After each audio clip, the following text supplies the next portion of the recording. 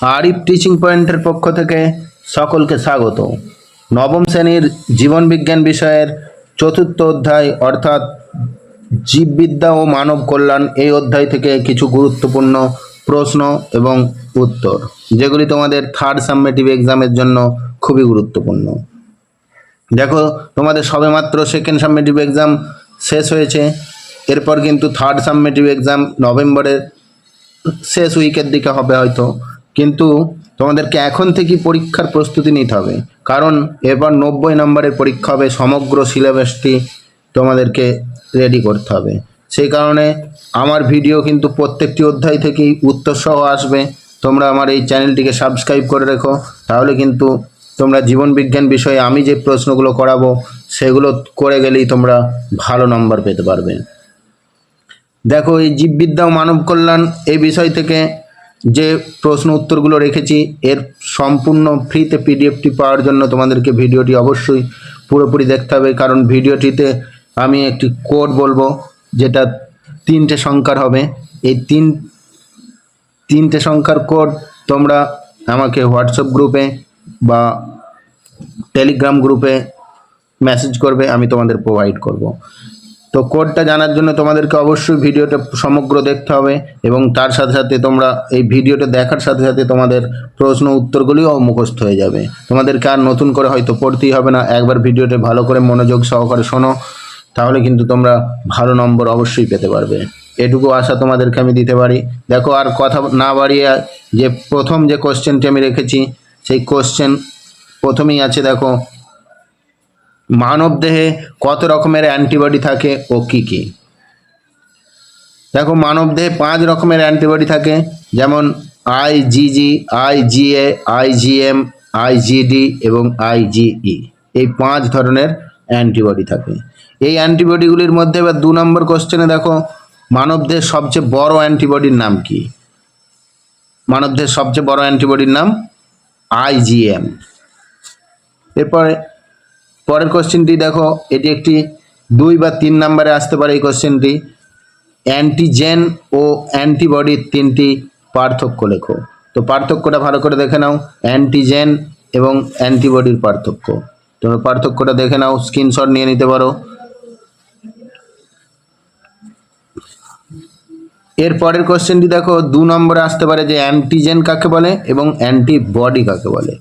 Antigen কাকে বলে এবং অ্যান্টিবডি কাকে বলে, এই দুটি তোমরা ভালো করে দেখে নাও, স্ক্রিনশট দিয়ে নিয়ে নিতে পারো। আচ্ছা, এরপর 5 নম্বরের যে কোশ্চেনটি দেখো, কে কত খ্রিস্টাব্দে প্রথম গুটি বসন্তের টিকা আবিষ্কার করেন? এর উত্তর দেখো, 1796 খ্রিস্টাব্দে প্রথম এডওয়ার্ড জেনার আবিষ্কার করে। 1796 খ্রিস্টাব্দে এডওয়ার্ড জেনার গুটি বসন্তের টিকা প্রথম আবিষ্কার করেন। তারপরে দেখো, একটি মিশ্র টিকার নাম। একটি মিশ্র টিকার নাম দেখো, মিশ্র টিকাও বলতে পারে, যৌথ টিকাও বলতে পারে। এই MMR এবং DPT। MMR অর্থাৎ মিজেল, মামস অ্যান্ড রুবেলা, এই 3টি রোগের একসঙ্গে টিকাটা দেওয়া হয়, তাই মিশ্র টিকা। আর DPT অর্থাৎ ডিপথেরিয়া, পারটুসিস এবং টিটেনাস। পুরো নামও পড়তে পারে, ডিপথেরিয়া, পারটুসিস, টিটেনাস। তারপর দেখো, যক্ষ্মা রোগের জন্য কি টিকা দেওয়া হয়? যক্ষ্মা রোগের জন্য যে টিকা দেওয়া হয় তার নাম BCG। এই BCG টিকার আবার পুরো নাম পড়তে পারে, ব্যাকেটে লেখা আছে দেখো, ব্যাসিলি ক্যালমিটিগিউরিন। ব্যাসিলি ক্যালমিটিগিউরিন। আচ্ছা, 8 নম্বর কোশ্চেনটি দেখো, মুখে দেওয়া হয় কোন ভ্যাকসিন, অর্থাৎ কোন টিকা মুখে দেওয়া হয়? উত্তর OPV। আমরা দেখো ছোটবেলায় সবাই এই পোলিও খেয়েছি, সেই পোলিও ভ্যাকসিন, অর্থাৎ এটাও একটা টিকা যেটা মুখের মাধ্যমে খাইয়ে দেওয়া হয়। এটা হচ্ছে পোলিও ভ্যাকসিন, পুরো নাম ওরাল পোলিও ভ্যাকসিন। তারপর 9 নম্বর কোশ্চেন দেখো, MMR টিকা কোন কোন রোগের জন্য দেওয়া হয়? দেখো, আমি এটা আগেই বলে গেছি, হাম, রুবেলা এবং মামস। তারপরে ডায়রিয়া রোগের জীবাণুর নাম কি? ডায়রিয়া রোগের জীবাণুর নাম হচ্ছে ইকোলি বা ইকোলাই। COLI, COLI, E. coli. তারপর দেখো ম্যালেরিয়া রোগের জীবাণুর নাম কি? ম্যালেরিয়া রোগের জীবাণুটা হচ্ছে প্লাজমোডিয়াম। কোনো কোনো বই দেখবে প্লাজমোডিয়াম ভাইভ্যাক্স লেখা আছে, অর্থাৎ এটি একটি প্রোটোজোয়া ঘটিত বা আর্দ্র প্রাণী ঘটিত রোগ। শুধু লেখা দেখলে বুঝতে পারবে না, কারণ আমি এর সঙ্গে আরও যে আনুষঙ্গিক প্রশ্নগুলো হতে পারে সেই প্রশ্নগুলিও আমি আলোচনা করে দিচ্ছি। কারণ এখানে লেখা আছে ম্যালেরিয়া রোগের একটি জীবাণুর নাম, তোমরা প্লাজমোডিয়াম পড়ে নিলে, কিন্তু পরীক্ষায় পড়লো একটি আর্দ্র প্রাণী ঘটিত রোগের নাম বা একটি প্রোটোজোয়া ঘটিত রোগের নাম, তখন কিন্তু ম্যালেরিয়া হবে, কারণ ম্যালেরিয়ার জীবাণুটা হচ্ছে একটি প্রোটোজোয়া বা আর্দ্র প্রাণী। তাই আমি যে কথাগুলো বলছি সেগুলোও তোমাদেরকে মনোযোগ সহকারে শুনতে হবে। শুধু পিডিএফটি নিয়ে নিলেই কিন্তু সব জানতে পারবে না, তাই ভিডিওটা অবশ্যই ভালো করে দেখতে হবে। আর যদি ভিডিওটি ভালো লাগে তোমরা অবশ্যই লাইক, কমেন্ট এবং শেয়ার করে দিও, এবং চ্যানেলে নতুন হলে তো অবশ্যই চ্যানেলটিকে সাবস্ক্রাইব করে রাখতে হবে। তাহলে তোমরা এই ধরনের প্রস্তুতি আর বই পড়তে হবে না, তোমরা এই ভিডিও দেখি কিন্তু প্রস্তুতি নিয়ে নিতে পারবে। দেখো 12 নম্বর কোশ্চেনটি বলেছে ডিপথেরিয়া রোগের জীবাণুর নাম। ডিপথেরিয়া রোগের জীবাণুটির নাম হচ্ছে করিনিব্যাকটেরিয়াম ডিপথেরি। তারপরে নিউমোনিয়া রোগের জীবাণুর নাম। নিউমোনিয়া রোগের জীবাণুটির নাম হলো ডিপ্লোকক্কাস নিউমোনি। Diplococcus pneumoniae. তারপরে দেখবে যক্ষা রোগের জীবাণুর নাম। যক্ষা রোগের জীবাণুর নাম হলো মাইকোব্যাকটেরিয়াম টিউবারকিউলোসিস। Mycobacterium tuberculosis. তারপরে 15 নম্বর কোশ্চেনে দেখো এডস এর পুরো নাম কি? এডস। এডস কিন্তু একটি ভাইরাস ঘটিত রোগ। এই ভাইরাসটি হলো HIV ভাইরাস। এডস রোগের যে জীবাণু, দেখো পরের কোশ্চেনেতে আছে এডস রোগের জীবাণুর কি নাম? এডস রোগের জীবাণুটির নাম হলো কিন্তু HIV। এর পুরো নাম হিউম্যান ইমিউনো ডেফিসিয়েন্সি ভাইরাস, এবং এডস এর পুরো নাম অ্যাকোয়ার্ড ইমিউনো ডেফিসিয়েন্সি সিনড্রোম। ভালো করে করে রাখবে, দুটি কোশ্চেন কিন্তু খুবই গুরুত্বপূর্ণ। তারপরে ডেঙ্গু রোগের জীবাণুর নাম কি? ডেঙ্গু রোগের জীবাণুর নাম ফ্লাভি ভাইরাস। ডেঙ্গু রোগের জীবাণু হলো ফ্লাভি ভাইরাস। তারপর 18 নম্বর কোশ্চেনে দেখো টিটেনাস কি ঘটিত রোগ? উত্তর ব্যাকটেরিয়া ঘটিত রোগ। এই রোগের জীবাণুর পুরো নাম কি? আরে এই রোগের জীবাণুর নাম কি হতো? এটা পুরো নাম হবে না, কারণ এই আমার স্টুডেন্ট এটা ভুল লিখেছে, এটা পুরোটা হবে না, ঠিক আছে? এই ব্যাকটেরিয়া ঘটিত রোগ, এই পুরোটা বাদ যাবে। আর এই ব্যাকটেরিয়ার টিটেনাস রোগের ব্যাকটেরিয়াটির নাম হলো ক্লস্ট্রিডিয়াম টিটেনি। Clostridium tetany. তারপরে একটি রক্তবাহিত রোগের নাম। রক্তবাহিত রোগের নাম এডস হবে, হেপাটাইটিস বি হবে। তারপরে অনক্রমণতা বা ইমিউনিটি। অনাক্রম্যতা বা ইমিউনিটি কাকে বলে? এটা 2 নম্বরে আসতে পারে সংজ্ঞার আকারে। আর ধৌতকরণ কাকে বলে? এই দুটি কোশ্চেন তোমরা ভালো করে দেখে নাও, স্ক্রিনশটও করে নিতে পারো। এরপর 22 নম্বর কোশ্চেন দেখো। 22 নম্বর কোশ্চেনটিতে আছে কোন মশা ডেঙ্গু রোগের জীবাণু বহন করে? উত্তর স্ত্রী এডিস মশা। দেখো এই ভিডিওটির ফ্রিতে PDF ডাউনলোড করার জন্য প্রথম যে কোডটা লিখতে হবে সেটা বড় হাতের L, অর্থাৎ ক্যাপিটাল লেটারে L লিখবে। ভিডিওটি দেখতে থাকো, পরের দুটি কোডও তোমরা জানতে পারবে। তারপর 23 নম্বর কোশ্চেন দেখো। 23 নম্বর কোশ্চেনে বলছে কোন মশা ম্যালেরিয়া রোগ ছড়ায়? দেখো উত্তর স্ত্রী অ্যানোফিলিস মশা। আচ্ছা, একটি অ্যান্টিজেনের উদাহরণ। একটি অ্যান্টিজেনের উদাহরণ ভেরি ভেরি ইম্পর্টেন্ট। দেখো পরাগরেণু, প্রোটিন, এগুলো হচ্ছে অ্যান্টিজেনের উদাহরণ। কোন রোগে ORS খাওয়াতে হয় বা পান করাতে হয়? উত্তর হবে ডায়রিয়া। কলেরা, ডায়রিয়া অর্থাৎ বমি পায়খানা জনিত যে রোগ হয় তাতে ORS পান করাতে হয়, কারণ ডিহাইড্রেশনের ফলে শরীরে জলের পরিমাণটা কমে যায়, সেই কারণে ORS পান করাতে হয়। তারপর 26 নম্বর কোশ্চেন দেখো একটি স্বাধীনজীবী অ্যান্টিজেনের নাম। একটি অ্যান্টিজেনের উদাহরণ এক কথায় নিউক্লিয়াস প্রোটিন একটি অ্যান্টিজেনের উদাহরণ।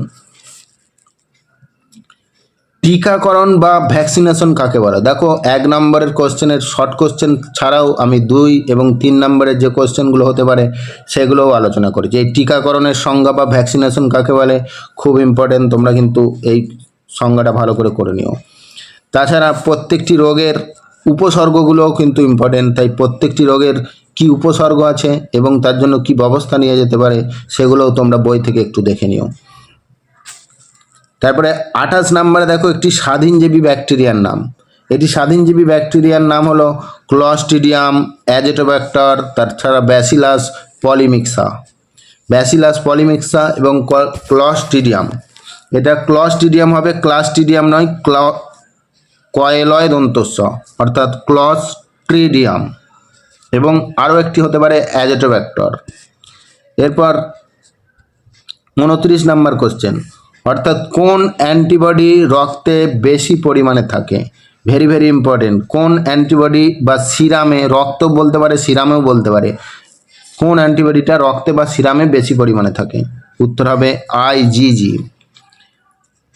দেখো এর পরের যে কোডটা লিখতে হবে সেটা হলো 9।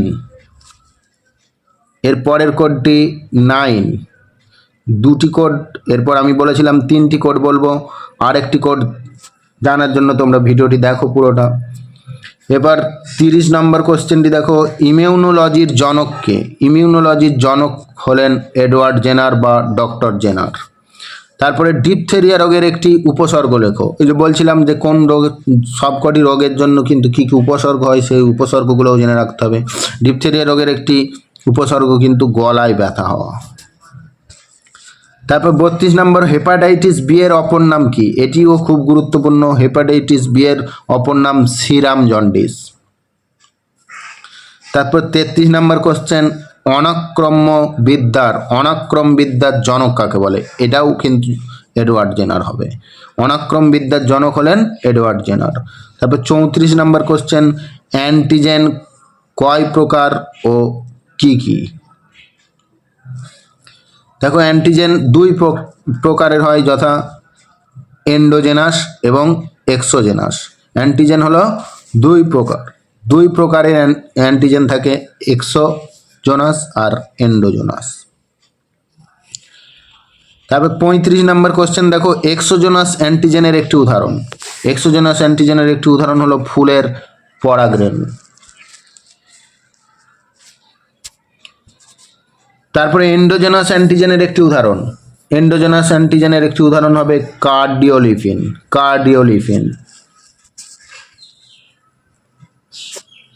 তারপর দেখো অ্যান্টিবডিতে কয়টি পলিপেপটাইড চেন থাকে? 4টি।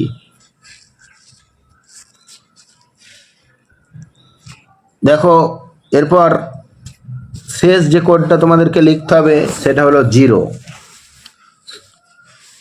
এই যে 3টি কোড আমি ভিডিওটির মধ্যে বললাম, ওই 3টি কোড তোমরা ডেসক্রিপশন বক্সে গিয়ে আমার টেলিগ্রাম চ্যানেল এবং হোয়াটসঅ্যাপ গ্রুপের লিঙ্ক থাকবে, সেখানে গিয়ে আমাকে ওই কোডটি শুধুমাত্র লিখবে। কোডটি লিখলেই আমি তোমাদেরকে সম্পূর্ণ ফ্রিতে পিডিএফটা প্রোভাইড করে দেবো। এরপর দেখো 38 নম্বর কোশ্চেন, লগ জ উপসর্গ দেখা যায় কোন রোগে? অথবা প্রশ্নটা ঘুরিয়ে হতে পারে, টিটেনাস রোগের অপর নাম বা লগ জ কোন রোগের অপর নাম? উত্তর হবে টিটেনাস। এবার একটি টক্সয়েড টিকার নামও বলতে পারে, তখন হবে টিটেনাসের টিকা হচ্ছে একটি টক্সয়েড টিকা। যেমন পরের কোশ্চেনে দেওয়া আছে, দেখো টিটির পুরো নাম কি? টিটি হচ্ছে টিটেনাস টক্সয়েড। তোমাদের যদি বলে একটি টক্সয়েড টিকার নাম লেখো, টক্সয়েড টিকা হচ্ছে টিটেনাস বা টক্সয়েড জাতীয় একটি টিকা। উত্তর হবে টিটেনাস এবং ডিপথেরিয়া। তারপরে 40 নম্বর কোশ্চেনে দেখো একটি অণুজীব সারের নাম।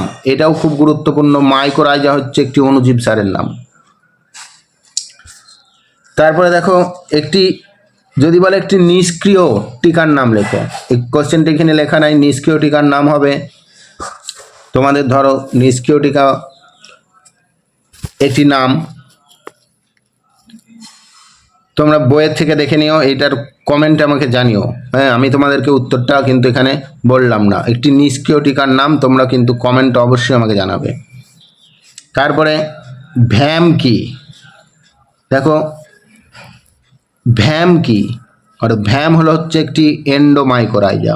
দেখো একটোমাইকোরাইজা আর এন্ডোমাইকোরাইজা, এই 2 ধরনের মাইকোরাইজা থাকে, তার মধ্যে ভ্যাম হলো এন্ডোমাইকোরাইজা। এরপর ভ্যামের পুরো নাম কি?